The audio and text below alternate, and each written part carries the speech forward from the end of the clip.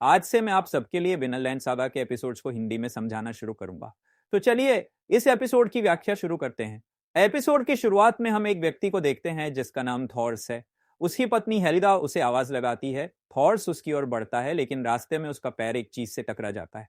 इसके बाद हम एक युद्ध का दृश्य देखते हैं जो 987 ईस्वी में योर्नगावर नाम की जगह पर हो रहा है। युद्ध के दौरान थॉर्स का एक साथी थॉरकिल उसे कहता है, तुम यहाँ ऐसे क्यों खड़े हो? थॉरकिल जवाब देता है, सॉरी मुझे नींद आ गई थी।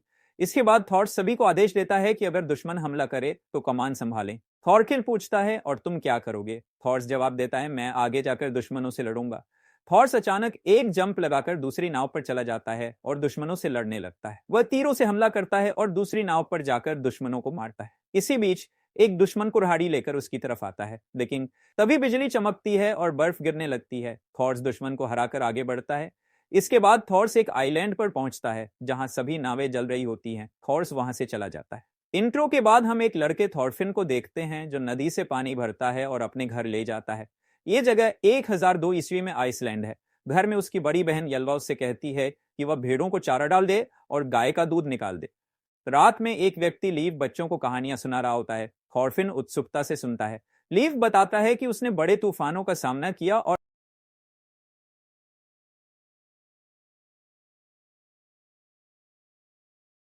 तभी थॉर्स आकर बच्चों से कहता है, अब सोने का समय हो गया है। थॉरफिन लीव से कहता है, आप सचमुच कमाल के हो। लीव्स उसे अपने साथ सफर पर ले जाने की बात करता है, लेकिन थॉरफिन कहता है, मैं अभी जाना चाहता हूं। इसके बाद कहानी में कई घटनाएं होती हैं। थॉरफिन अपने पिता से जिद करता है कि वह उसे यात्रा पर जाने दे, लेकिन थॉर्स मना कर देता है।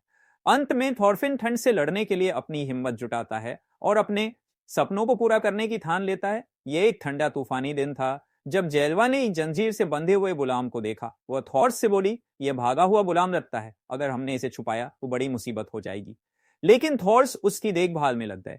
लीफ ने अपनी कहानी सुनानी शुरू की। उसने कहा, हमारे पूर्वज पहले नॉर्वे में रहते थे जो एक सुंदर जगह है। वहां की ठंड इतनी ज्यादा नहीं होती, लेकिन एक ताकतवर इंसान हेरल वहां आया और उसने हमारे गांवों पर कब्जा कर लिया। उसने खुद को नॉर्वे का पहला राजा घोषित किया। नॉर्वे के लोगों के पास दो ही रास्ते थे, या तो राजा के सामने झुकें या नॉर्वे छोड़ दें। हमारे पूर्वज हेरल के अत्याचारों से बचने के लिए भागकर आइसलैंड आ गए। थॉरफिन ने अचानक विरोध किया, मेरे पिताजी और पूर्वज भागने वालों में से नहीं थे, तुम झूठे हो। कहकर वह गुस्से में वहां से चला गया। घर पहुंचने पर थॉरफिन ने देखा कि थॉर्स एक घायल व्यक्ति की देखभाल कर रहे थे। जेलवा ने बताया, यह किसी का गुलाम है जो यहाँ आ गया है। थोड़ी देर बाद गुलाम होश में आया। थॉर्स ने उससे पूछा, क्या तुम ठीक हो? वह बोला, मुझे बहुत ठंड लग रही है। जेलवा ने आग जलाई। गुलाम ने कहा, मुझे वापस हाफडन के पास मत भेजना, मैं वहां नहीं जाना चाहता, मुझे उस जगह से नफरत है। उसकी आंखों में आंसू थे। तभी बाहर से एक आदमी ने बताया कि हाफडन इस गुलाम को ढूंढ रहा है। हाफडन ने अपनी कठोरता दिखाते हुए कहा, जंजीर ही एकमात्र चीज है जो एक आदमी को नियंत्रण में रख सकती है। यह सुनकर सब डर गए। थॉर्स ने हाफडन से गुलाम को छोड़ने की बात की। हाफडन ने कहा, अगर मैं इसे छोड़ दूं तो बाकी गुलामों को सबक कैसे मिलेगा? थॉर्स ने कहा, मैं इसके बदले तुम्हें 4 भेड़ें दूंगा। अंत में हाफडन राजी हो गया और बोला, तुमने इसे जंजीरों से तो आजाद कर दिया, लेकिन इसे अब कहां रखोगे? गुलाम ने थॉर्स से पूछा, क्या यह जगह वीनलैंड है? थॉर्स ने जवाब दिया, वीनलैंड एक ऐसी जगह है जो जंग और गुलामी से दूर है। वहां का जीवन शांति और समृद्धि से भरा है। इंग्लैंड में वाइकिंग्स का एक बेस देखते हैं। कुछ सैनिक पानी में उतर रहे होते हैं। वह शनिवार का दिन था जो वाइकिंग्स के खाने का दिन होता है, और ब्रिटिश ये बात जानते थे। एक सैनिक एक वाइकिंग पर भाला फेंकता है और उन पर हमला कर देता है। वे सभी वाइकिंग्स को मारना शुरू कर देते हैं। उनका जनरल कहता है कि यह राजा का आदेश है कि किसी महिला या बच्चे को न छोड़ा जाए, सबको मार डालो। इसके बाद वे वहां आग लगा देते हैं। इस बीच आइसलैंड में सभी बच्चे नकली युद्ध कर रहे होते हैं। थॉरफिन नाम का एक बच्चा गिर जाता है और कहता है, मैं इतनी जल्दी कैसे मर सकता हूं? तभी लीफ आता है और कहता है, इस तरह पड़े मत रहो वरना बीमार हो जाओगे। फिर वह उन्हें एक जहाज देता है। थॉरफिन पूछता है, क्या आप सच में जा रही हैं? लीफ कहता है, हाँ, लेकिन मैं मस्ती के लिए नहीं जा रहा हूं, मैं व्यापार के लिए जा रहा हूं। मैं सभी के लिए वाइन लेकर आऊंगा। थॉरफिन कहता है, मैं भी साथ चलूंगा, लेकिन लीफ मना कर देता है। थॉरफिन कहता है, आप बहुत जिद्दी हैं। लीफ कहता है, साल के अंत तक हमें वाइन चाहिए। मेरे देश में यीशु का जन्मदिन वाइन के साथ मनाया जाता है। थॉरफिन जवाब देता है, मेरे पिताजी को मांस पसंद है, आप उनसे पूछ सकते हैं। लेकिन लीफ कहता है, नहीं, हमें केवल वाइन चाहिए। इसके बाद लीफ थॉरफिन से कहता है कि अपने पिताजी को संदेश दो कि एक बड़ा जहाज यहाँ आया है। थॉरफिन अपने पिताजी को यह बताने के लिए जाता है। थॉरफिन के पिताजी बाहर आते हैं और देखते हैं कि कुछ लोग बड़े जहाज से उतरे हैं। उनमें से एक व्यक्ति अपना हेलमेट उतारता है और बाकी लोग उसे सलामी देते हैं। ये देखकर गांव वाले हैरान रह जाते हैं। थॉर्स फ्लोकी, जो वाइकिंग सेना का सदस्य है, से पूछता है, तुम यहाँ क्यों आए हो? फ्लोकी जवाब देता है कि इंग्लैंड में वाइकिंग्स पर हमला हुआ था, जिसमें डेनमार्क के राजा की बहन की हत्या कर दी गई। अब इंग्लैंड के खिलाफ एक बड़ा युद्ध होगा और सभी योद्धाओं को शामिल होने का आदेश दिया गया है। फ्लोकी कहता है कि आपको भी युद्ध में शामिल होना पड़ेगा। थॉर्स मना कर देता है, लेकिन फ्लोकी उसे याद दिलाता है कि वह एक महान योद्धा था और अब उसका कर्तव्य है कि वह अपने देश के लिए लड़े। थॉर्स चुपचाप सुनता है और कहता है कि तुमने इस संदेश को देने के लिए इतना बड़ा जहाज क्यों लाया? इससे पूरे गांव को परेशानी हुई। फ्लोकी गांव को देखकर कहता है कि यह एक शांतिपूर्ण जगह है और यहाँ के बच्चे युद्ध से अनजान हैं। यह सुनकर थॉर्स गंभीर हो जाता है।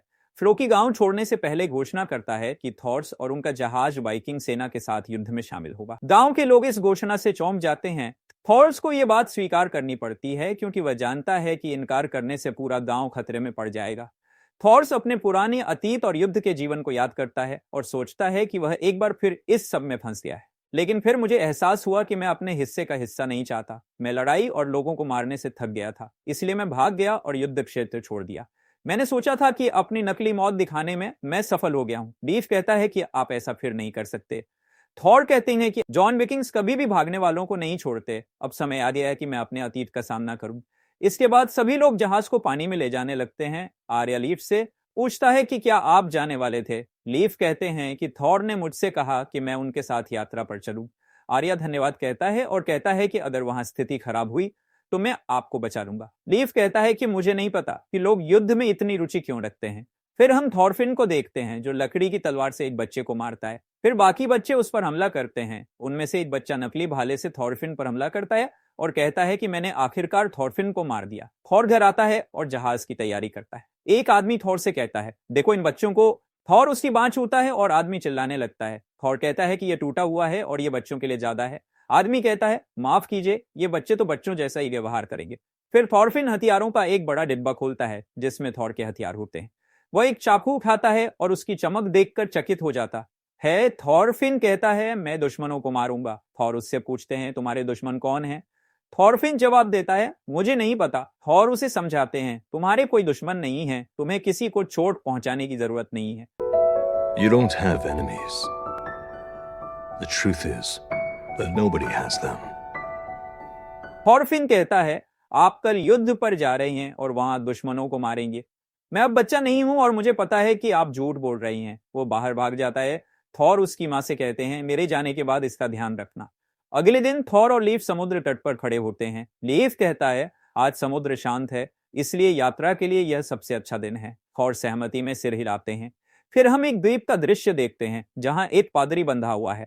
वहां एक आदमी कहता है, अगर मैंने उसे मारा तो पूरी शराब की बैरल मेरी होगी। फ्लोकी एक झोपड़ी में बैठा है और कहता है कि एस्केलेड, तुम्हारे लोग ठीक नहीं है। एस्केलेड जवाब देता है, मेरे लोग सिर्फ ईसाइयों को पसंद नहीं करते। फ्लोकी कहता है, तुम्हें थॉर को मारना होगा। इसके बदले में मैं तुम्हें 5 किलो सोना दूंगा और उसका सारा सामान तुम्हारा होगा। हम एस्क्लार्ड को देखते हैं और फ्लोकी उससे कहता है कि प्लान में कोई बदलाव नहीं है। मैं तुम्हें उसकी मृत शरीर के बदले में 5 पाउंड सोना दूंगा और उसकी शिप और अन्य सामान तुम रख सकते हो। एस्क्लार्ड कहता है कि मैंने तुम्हारे थॉर के बारे में सुना है, वह तुम्हारा हीरो है। क्या तुम सच में उसे मारना चाहते हो? फ्लोकी जवाब देता है कि अगर वह हीरो होता तो मैं तुम्हें उसे मारने के लिए नहीं कहता। वह युद्ध के मैदान में अपनी आर्मी छोड़कर भाग गया था और उसे मारने का आदेश 15 साल पहले ही दिया गया। एस्क्लार्ड कहता है कि मैंने तुम्हारे कानून के बारे में सुना है, लेकिन 15 साल क्या ज्यादा नहीं हो गए? फ्लोकी उसे गुस्से से घूरने लगता है। एस्क्लार्ड कहता है, मेरा मतलब है कि जब तक हमें पैसे मिल रहे हैं हम काम करेंगे, लेकिन तुम्हें यह जानना चाहिए कि जब कोई समूह अपने ही किसी सदस्य को मारने की सोचता है तो उसे यह काम खुद करना चाहिए। तुम एस्क्लार्ड में गए थे तो तुम उसे उसी समय क्यों नहीं मार दिया? फ्लोकी कहता है कि यह तुम्हारा मामला नहीं है और मैं सलाह देता हूं कि तुम अपनी भलाई के लिए इस तरह के बेकार सवाल मत पूछो। एस्क्लार्ड कहता है, ठीक है, लेकिन मुझे 5 पाउंड सोना एडवांस में चाहिए, तभी हम तुम्हारा काम करेंगे। फिर बियॉर्न एस्क्लार्ड का एक साथी आकर उन्हें देखता है। फ्लोकी एस्क्लार्ड से कहता है, क्या तुम्हें लगता है कि तुम पर इतना भरोसा नहीं किया जा सकता? तभी एक भाला एस्क्लार्ड के पास से निकल जाता है। बियॉर्न कहता है, सॉरी बॉस, मेरा हाथ थोड़ा फिसल गया था। एस्क्लार्ड कहता है, तुम लोगों ने मुझे मार ही डाला था। फ्लोकी उस भाले को देखता है और एस्क्लार्ड उससे कहता है, जैसा मैंने कहा, 5 पाउंड सोना एडवांस में, फिर तुम्हारा काम हो जाएगा। फ्लोकी निराश होकर कहता है, ठीक है। और फिर एस्क्लार्ड कहता है, ये है हमारा फ्लोकी, सारे मर्दों में असली मर्द। फिर वह वाइन के बैरल्स को नीचे गिरा देता है और कहता है, बहुत पी लिया तुम लोगों ने, अब काम पर चलो। एस्क्लार्ड बियॉर्न से कहता है, अच्छा भाला फेंका। तो बियॉर्न कहता है, ये तो आसान था, काश मैं फ्लोकी का चेहरा देख पाता। फिर हम देखते हैं कि बियोर्न ने जिस जगह भाला मारा था वहां फलोकी का एक आदमी खड़ा होता है। फलोकी कहता है मतलब यह है कि ये लोग सिर्फ बातों वाले नहीं हैं। फिर वे सभी थॉर को मारने के लिए निकल पड़ते हैं। इसके बाद हम येलवा को देखते हैं और उसके सामने आर्य खड़ा होता है। वह कहता है आज वक्त आ गया है मेरे जाने का, और इसकी कोई गारंटी नहीं है कि मैं घायल नहीं होऊंगा, लेकिन मैं वापस जरूर आऊंगा। और फिर वह अपनी माँ के पास जाता है। उसकी माँ लंच लेकर आती है और वह अपनी माँ को ले जाता है। कहता है बाकी की बात मैं वापस आकर करूंगा। फिर येलवा को होश आता है और वह कहती है अरे हाँ, आज तो वे लोग जा रहे हैं और मैं उम्मीद करती हूं कि कोई मारा न जाए। इसके बाद दो और येलवा को मनाने के लिए आते हैं। येलवा उनसे कहती है क्या तुम लोग किसी और पर ट्राई नहीं कर सकते। फिर हम बोर्ड के पास जाते हैं जहां वे सभी लोग जोश में होते हैं। एक आदमी कहता है सिर्फ 5 लोग हैं और मुझे नहीं लगता कि 2 शिप्स को चलाने के लिए 5 लोग काफी होंगे। दूसरा आदमी कहता है थॉर ने कहा था कि इतने से काम चल जाएगा और जरूर इसका कोई कारण होगा। फिर आर्य और वह दूसरा लड़का येलवा के लिए लड़ते हुए जा रहे होते हैं। तब एक लड़की वहां आती है और कहती है आर्य। इसके बाद लीफ उस लड़की को आवाज लगाता है और कहता है तुम्हें आर्य की चिंता हो रही है ना, चलो मैं तुम्हें एक सीक्रेट बताता हूँ। वे लोग जंग के लिए नहीं जा रहे हैं। हम रास्ते में आर्मी भी रोकेंगे और थॉर इन सभी लोगों को वहां छोड़ देगा और फिर कुछ जहाजों के साथ जॉन्सबर्ग जाएंगे। जब मेरा काम खत्म होगा तो मैं सभी को वापस ले आऊंगा। यह सुनकर वह लड़की पूरी तरह से चौंक जाती है। फिर लीफ कहता है बिल्कुल, ज्यादा से ज्यादा 5 और आदमियों को ही लेकर आ सकते हैं और थॉर एक ऐसा इंसान है जो किसी को भी जंग के लिए नहीं भेजेगा। फिर हम देखते हैं कि थॉर थॉरफिन को ढूंढते हुए निकलता है, लेकिन वह उसे कहीं नहीं मिलता। कुछ समय बाद हम सभी को एक साइट पर बैठे हुए दिखाते हैं और थॉर अकेला एक चप्पू पकड़े बैठा होता है। येलवा कहती है मुझे सच में यकीन नहीं होता कि थॉरफिन यहाँ नहीं आया। वह जरूर कल की डांट के कारण गुस्से में होगा। थॉर हल्दा से कहता है थॉरफिन को कहना, लेकिन उसे समझ में नहीं आता कि क्या कहें। हल्दा कहती है मुझे पता है और मैं उसे कह दूंगी। फिर लीफ कहता है चलो सभी लोग चप्पू चलाओ, और थॉर चप्पू चलाता है जिससे सारी शिप फुल जाती है। ये देखकर सभी लोग हैरान होकर कहते हैं क्या ताकत है। फिर सभी लोग चप्पू चलाने लग जाते हैं और गांव वाले उन्हें बाय करते हैं। इसके बाद वे लोग पाल खोल लेते हैं और बाकी सभी की हालत खराब हो जाती है। थॉर उनसे पूछता है क्या तुम लोग थक चुके हो। तब आर्य उठकर कहता है थॉर हम शॉक में होते हैं। लेकिन तभी थॉरफिन बैरल से निकलकर टॉयलेट करने लगता है और वह समुद्र की लहरों को दिखाता है। थॉर से कहता है देखो यह समंदर है, और थॉर भी इसे देखकर अपना सिर पकड़ लेता है।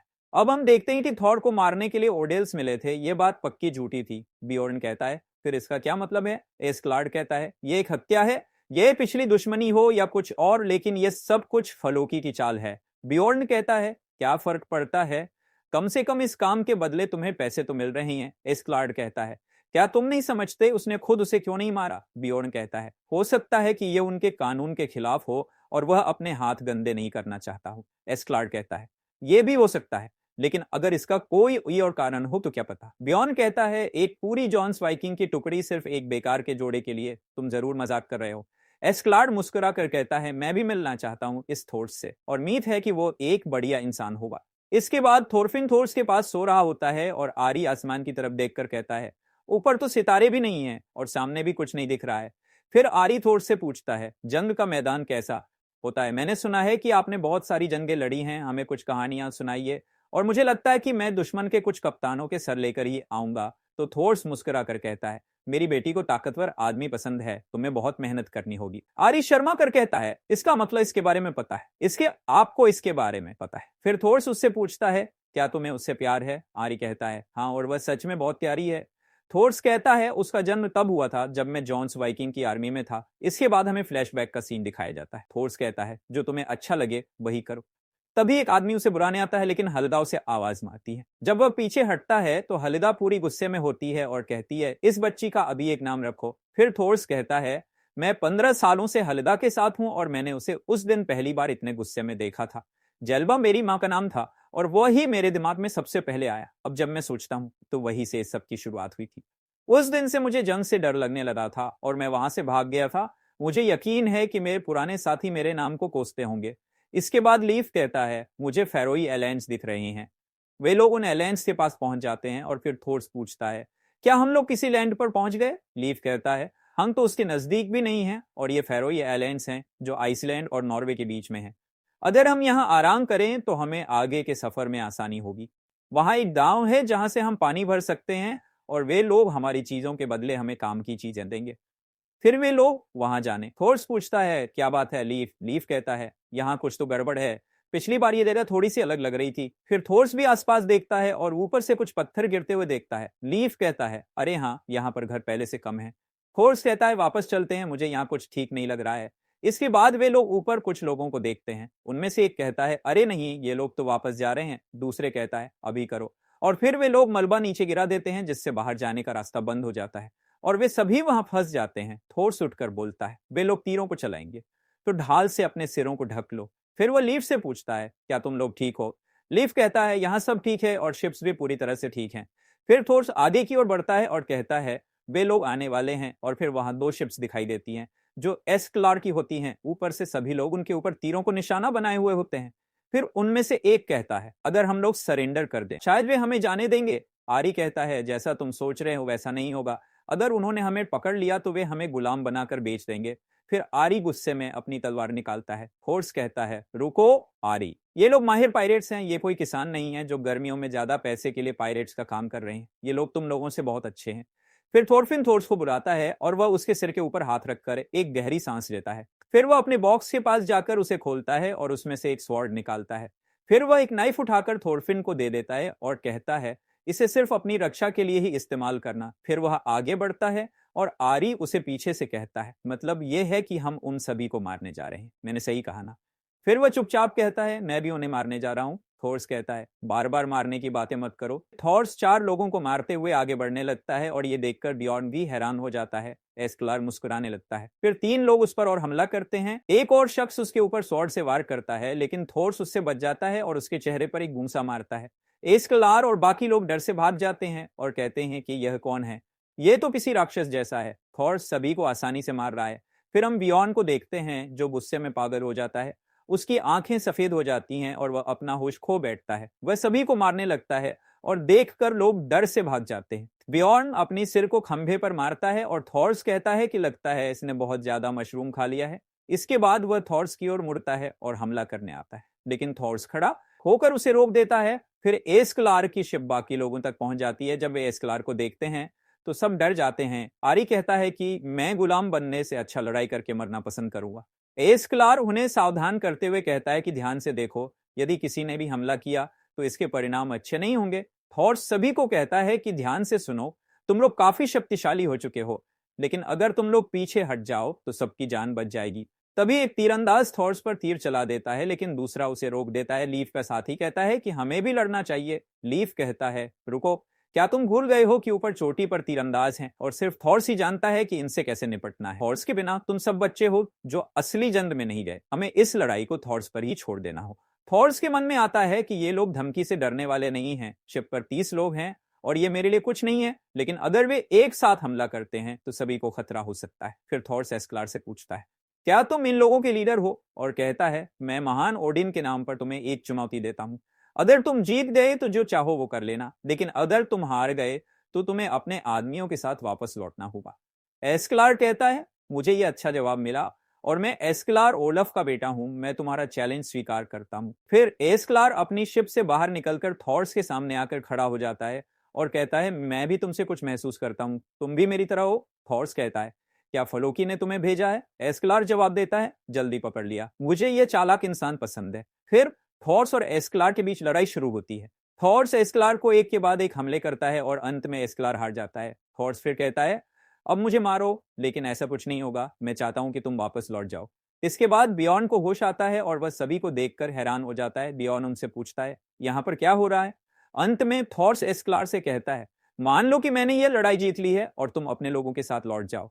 एस्क्लार मुस्कुराकर कहता है, तुम ताकतवर हो थॉर्स, और तुम अकेले ही पूरी आर्मी को चला सकते हो, लेकिन इतने शक्तिशाली और सक्षम योद्धा को 15 सालों से आइसलैंड में क्यों रहना पड़ा? तो मुझे लगता है कि यह तुम्हारे टैलेंट को बेस्ट करने जैसा है। लेकिन थॉर्स कहता है कि नहीं, मुझे इस वार्ड पर इसलिए निर्भर होना पड़ रहा है क्योंकि मैं अभी भी परफेक्ट नहीं हूं। एक असली योद्धा को तलवार की जरूरत नहीं पड़ती और थॉर्सिन भी इसे समझता है। फिर एस्क्लार कहता है, थॉर्स, क्या तुम हमारे बैंड के लीडर बनोगे? ये सुनकर लीफ, बाकी लोग और एस्क्लार के साथ ही सभी हैरान होते हैं। लेकिन फिर एस्क्लार कहता है, मैं तो मजाक कर रहा था, क्या तुम लोग मेरे मजाक को समझ नहीं पाए?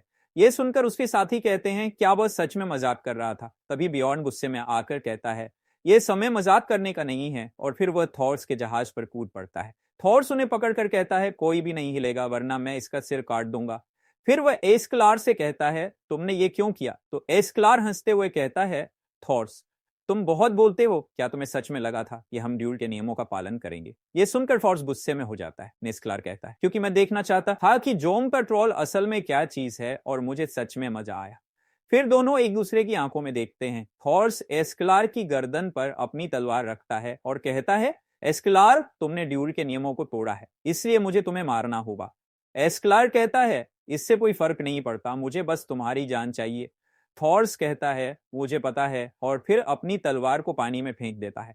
एस्क्लार कहता है ठीक है, इस ड्यूल का विजेता तुम हो, और फिर अपना हाथ ऊपर उठा देता है। तभी तीरंदाज तीर चला देते हैं जो थॉर्स के शरीर में लग जाते हैं। यह देखकर थॉर्स जोर से चिल्लाता है और फिर एस्क्लार से कहता है आर्थेक्लार, मैं जीत गया और अब एक योद्धा के तौर पर तुम अपना वादा निभाओ। एस्क्लार कहता है समझ गया, मैं अपने पूर्वज एर्टोरियोस के नाम पर अपने आदमी वापस लेकर जा रहा हूं। फिर थॉर्स लीफ से कहता है क्या तुम मेरे ऊपर एक एहसान करोगे? और हम देखते हैं कि लीफ रो रहा होता है। थॉर्स कहता है मेरे शव को जोम के चीरी फंसी के वर्डी के पास ले जाना, क्योंकि अगर उसे यह लगा कि मैं उसे इतने सम्मान के बावजूद मरा तो पूरे गांव को इसका खमियाजा लीफ कहता है मेरा शुक्रिया, अब मैं खुश हूं। और एस्क्लार उसे देख रहा होता है, लेकिन तभी आरी उसके ऊपर आकर हमला कर देता है। एस्क्लार उसे रोककर एक जोरदार पंच मारता है और कहता है बेवकूफ बच्चे, तुम्हें अब अपनी जिंदगी की अहमियत समझनी चाहिए। तुम्हें थॉर्स का शुक्रगुजार होना चाहिए, उसकी जान तुम्हारे जैसे सैकड़ों बच्चों से ज्यादा कीमती थी।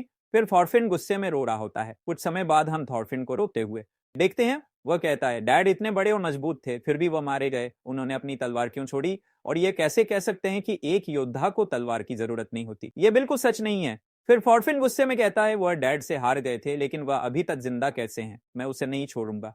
हम देखते हैं कि थॉरफिन पूरी तरह से गुस्से में है और उसके हाथ में थॉर्स का चाकू होता है। फिर एस्क्लार का एक साथी कहता है ये थॉर्स का बेटा है, यह जरूर जहाज के अंदर छिपा होगा। दूसरा साथी कहता है देखो वह कैसे चुपके से चल रहा है और उसके हाथ में तलवार है, ऐसा लगता है कि वह हम सभी को चीर देगा। और वे सभी डर जाते हैं। थॉरफिन कहता है तुम्हारी हिम्मत कैसे हुई मेरी डैड को मारने की? फिर वह जोर जोर से चिल्लाकर कहता है मैं कसम खाता हूं कि मैं तुम्हें भी मार डालूंगा, मैं तुम्हें और तुम्हारे सभी साथियों को मार डालूंगा। यह सुनकर सभी थोड़े घबराते हैं। उनमें से एक कहता है यह तो सिर्फ एक बच्चा है, लेकिन इसकी आंखों में किसी जानवर जैसी ताकत है। दूसरा कहता है क्या हम इसे पानी में फेंक दें? एस्क्लार कहता है रहने दो। में टॉरक्रेम पूछता है कि क्या हम लोग अभी तक वहां नीचे जहां हमें पैसे मिल रहे थे? एस्क्लार जवाब देता है कि थोड़ी देर और सब्र करो, हम बस पहुंचने ही वाले हैं। इसी दौरान दूसरी जीप में थॉरफिन की हालत खराब हो रही होती है, क्योंकि वहां पीने का पानी भी नहीं होता। वो समुद्र के खारे पानी से अपने होठों को गीला करता है, लेकिन इस पानी के कारण उसकी आंखों से आंसू बहने लगते हैं। इसके बाद वे इंग्लैंड के एक स्थान पर पहुंचते हैं। थॉरफिन उठता है और लोग जंगल में चले जाते हैं। वह उन्हें ढूंढते हुए उनके पीछे आता है, लेकिन उसका पैर फिसल जाता है और वह नीचे गिरने लगता है। उसका सिर एक पत्थर से टकरा जाता है और वह वहीं बेहोश हो जाता है। कुछ समय बाद उसे होश आता है। वह भागकर नदी तक पहुंचता है और वहां जाकर प्यास बुझाता है। पानी पीने के बाद वह खुश होता है, लेकिन तभी उसे भूख लगने लगती है। उसी समय जंगल में आग लगती दिखती है और हम देखते हैं कि एस्क्लार के आदमी उस गांव पर हमला करके उसे जला देते हैं। एस्क्लार कहता है कि किसी को भी जाने मत देना, अगर कोई बचा तो दिक्कत हो जाएगी। फिर एक बड़े कबीले के नेता जिसका नाम एर्स होता है वह आवाजें सुनता है और कहता है कि 2 दिन और फिर तीरंदाज उन्हें मार डालते हैं। थॉरफिन तबाही से भरा हुआ डर के साए में बैठा रहता है। रात में वह डरते हुए सभी को सोते हुए देखता है। वह थोड़ी हिम्मत जुटाता है। वह एस्क्लार को ढूंढने निकल पड़ता है। वह एक घर के पास रुक जाता है जहां एस्क्लार सो रहा होता है। थॉरफिन उसे देखकर गुस्से में आ जाता है और अपनी तलवार उठाता है। एस्क्लार भी जागता है और वह थॉरफिन से कहता है कि तुमने मुझे कल रात क्यों नहीं मारा? थॉरफिन जवाब देता है कि मैं थॉर्स का बेटा हूं और मैं ऐसे काम नहीं करता। इसके बाद वो अपनी तलवार सामने कर लेता है। एस्क्लार कहता है कि तुम क्या समझते हो, तुम कोई योद्धा हो? फिर वह थॉरफिन के हो से बचकर साइड हो जाता है और थॉरफिन की तलवार नीचे फंस जाती है, जिसे वह निकाल नहीं पाता। इस पर सभी लोग हंसने लगते हैं। एस्क्लार उसे कहता है कि तुम अपनी तलवार को ऐसे क्यों रखे हो? थॉरफिन को होश आता है और वह देखता है कि बाकी लोग खाना खा रहे हैं। वह उन लोगों के खाने की तरफ देखता है। एक व्यक्ति उसे पूछता है कि क्या कुछ खाना है, और वह उसे चबाई हुई रोटी दे देता है। यह देखकर थॉरफिन गुस्से में आ जाता है और वहां से भाग जाता है। जंगल में वह खरगोश पकड़ने की कोशिश करता है। वहीं आइसलैंड में लीफ और बाकी लोग येल्वा के सामने खड़े होते हैं। लीफ कहता है कि उसने हमें बचाने के लिए अपनी जान दी और मुझे बहुत पछतावा है। येल्वा जवाब देती है कि अब वो मर चुके हैं और कोई उन्हें वापस नहीं ला सकता, बेकार के आंसू बहाने से कुछ नहीं होगा। फिर येल्वा पानी भरते हुए कहती है कि मुझे विश्वास नहीं होता कि उसने इतनी लंबी जिंदगी जी और ऐसे अजीब पिता का होना बहुत मुश्किल है। उसकी सहेलियां उससे पूछती हैं कि क्या वह ठीक है, क्योंकि अब घर में कोई भी आदमी नहीं है। वह जवाब देती है कि हाँ, अब वो बहुत व्यस्त है और फिर पानी लेकर घर लौट आती है। घर में वो खाना ले आती है और फिर भेड़ों को चारा देती है। इसके बाद वो बर्फ साफ करने लग जाती है और रात में खाना बना रही होती है। वे कहते हैं कि मैं बहुत ज्यादा बिजी हूँ और हमारे पास काम करने के लिए बहुत ज्यादा लोग नहीं हैं। मुझे लगता है कि अब मुझे एक पति की जरूरत है। तभी हलिदा उससे कहती है, तुम्हारा शुक्रिया जेल्बा, लेकिन अब सोने चलो। तो जेल्बा कहती है, आप जाओ, मैं इसे पूरा करके ही सोऊंगी। फिर हल्दा उसका हाथ पकड़ लेती है और कहती है, बस बहुत हो गया, आप सोने चलो। जेल्बा कहती है, कोई बात नहीं, मैं अभी तक थकी नहीं हूं। हल्दा उसे पकड़कर फिर कहती है, तुम सोने चलो। इसके बाद जेल्बा की आंखों से आंसू निकल आते हैं और वह हलिदा के चेहरे की तरफ देखकर जोर जोर से रोने लग जाती है। इसके बाद हम थॉरफिन को दिखाते हैं, जो तलवार चलाना सीख रहा होता है। वो कहता है, मैं उसे मार कर रहूंगा, चाहे कुछ भी हो जाए। सुबह हम दिखाते हैं कि वो अपनी स्वॉर्ड को पकड़कर सो रहा होता है। बेओर्न उसे उठाकर कहता है, काफी मेहनत कर रहे हो। फिर वह नीचे बैठकर कहता है, क्या तुम तलवार चलाना सीख गए हो? थॉरफिन अपनी तलवार निकालकर कहता है, ये सब तुम्हारी गलती है, तुमने ही मुझे शील्ड की तरह इस्तेमाल किया था, तुम्हारी वजह से ही मेरे डैड मारे गए। बेओर्न कहता है, तुम्हारे पिताजी बहुत तात्विक थे, लेकिन वह साथ में बहुत सीधा भी थे। फिर थॉरफिन कहता है, मेरे पिताजी का मजाक मत उड़ाओ, और वह उसे मारने लगता है। लेकिन बेओर्न उसे एक ही झटके में रोककर पीछे फेंक देता है और कहता है, तुम बस कमजोर हो और कुछ नहीं। इसके बाद हम एस्क्लार को दिखाते हैं, जो बैठा होता है।